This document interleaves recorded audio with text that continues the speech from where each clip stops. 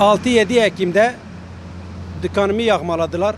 Dükkanın yağmaladıktan sonra geldiler, hasar tespiti yaptılar. Polis geldi, kaymakamlıkta geldiler.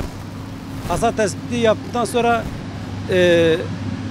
ne gitmişse onu söyledim. Yani sigara para 12 milyar gitmişti, onu söyledim. Söyledikten sonra dedim kamera tespiti var, kamera tespiti yapmadılar. Ne polis yaptı ne kaymakamlıkta yaptılar. Epey durduk, şimdi gittik. Diyor paran çıkmış, gittik para imza attık, para bize liste veriyor. Diyor işte baktım diyor 620 lira çıkmış. Dedim 620 lira ise ben almıyorum diyor. Komisyonumuz bu şekilde hesaplamış.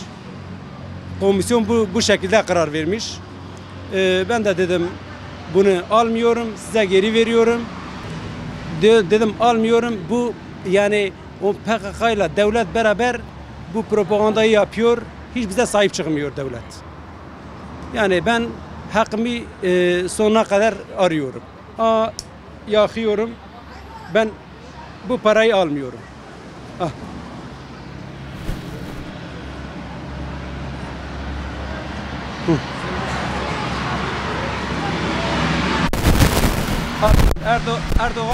Erdoğan diyor milletin Sayın Erdoğan diyor millet başbakanla cumhurbaşkanı diyor milletin ne gitmişse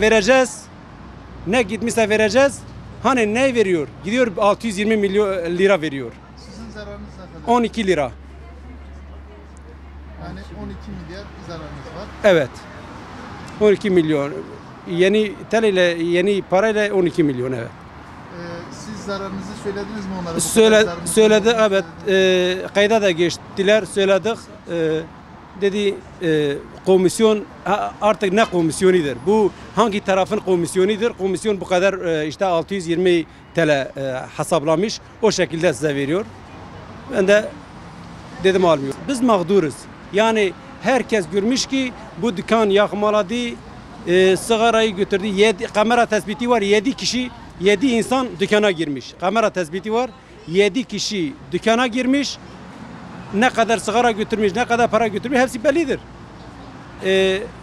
Ben zararımı istiyorum. Devlete zararımı istiyorum.